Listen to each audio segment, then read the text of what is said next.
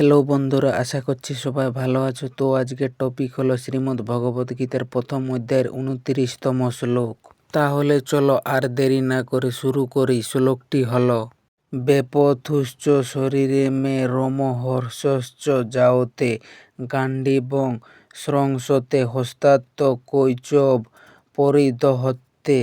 এই শ্লোকটির সহজ অর্থ হলো, অর্জুন বললেন, আমার শরীর কাঁপছে, লোম খাড়া হয়ে যাচ্ছে, হাত থেকে গাণ্ডীব ধনুক পড়ে যাচ্ছে এবং শরীর যেন জ্বলে উঠছে।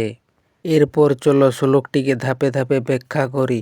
তো শ্লোকের প্রথমই রয়েছে বেপথুশ্চ শরীরে মে। এখানে বেপথু মানে হলো কাঁপুনি, আর শরীরে মে মানে আমার শরীরে, অর্থাৎ এখানে বলতে চাইছে অর্জুনের পুরো শরীর ভয়ে ও দুঃখে কাঁপছে।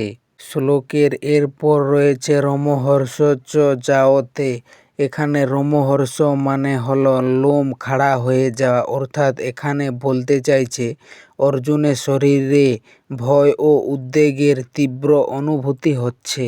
শ্লোকের এরপর রয়েছে গাণ্ডীবং স্রংসতে হস্তাৎ। এখানে গাণ্ডীব মানে হলো অর্জুনের বিখ্যাত ধনুক, আর স্রংসতে মানে হলো হাত থেকে পিছলে যাচ্ছে, আর হস্তাৎ মানে হলো হাত থেকে, অর্থাৎ এখানে বলতে চাইছে অর্জুনের হাত এত দুর্বল হয়ে গেছে যে তার বিখ্যাত ধনুকও ধরে রাখতে কষ্ট হচ্ছে। শ্লোকের সবশেষে রয়েছে ত্বক চ এব পরিদহতে।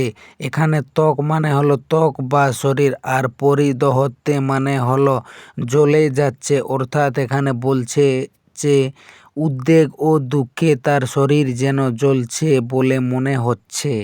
এই পুরো শ্লোকটির মূল ভাবটি হলো অর্জুন গভীর মানসিক চাপে পড়ে গেছেন, তার মনের কষ্ট শরীরেও প্রকাশ পাচ্ছে, তিনি যুদ্ধ করার শক্তি ও সাহস হারাতে শুরু করেছেন।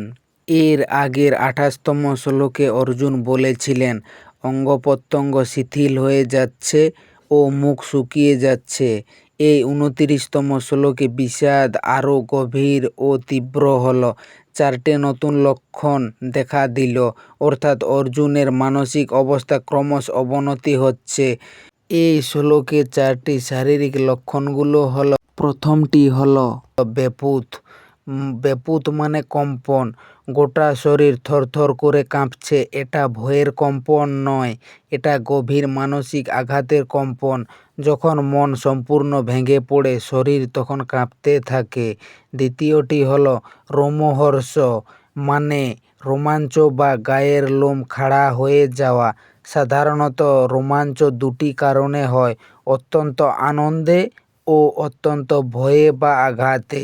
এখানে অর্জুনের রোমাঞ্চ যন্ত্রণার রোমাঞ্চ, সামনে আপনজনদের দেখে ভেতর থেকে এক অদ্ভুত শিহরণ হচ্ছে, যা শোক ও মোহের মিশ্রণ।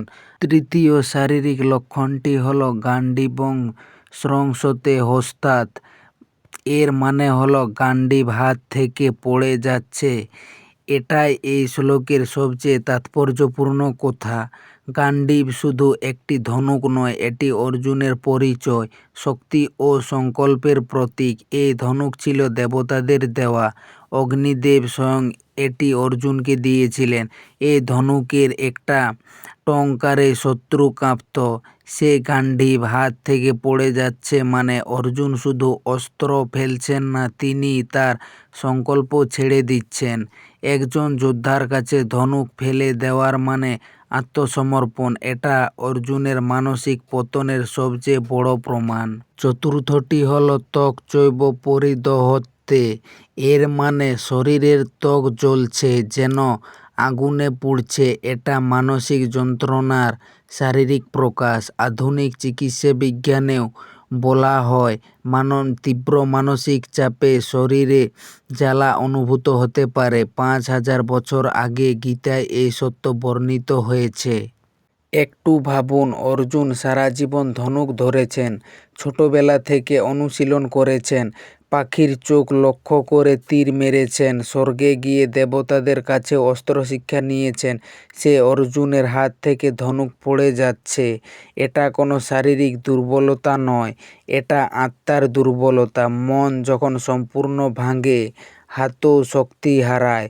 যদি উদাহরণস্বরূপ শ্লোকটিকে বুঝি, তাহলে ধরুন একজন অভিজ্ঞ সার্জন অপারেশন থিয়েটারে গেলেন। টেবিলে শুয়ে আছেন তার নিজের সন্তান।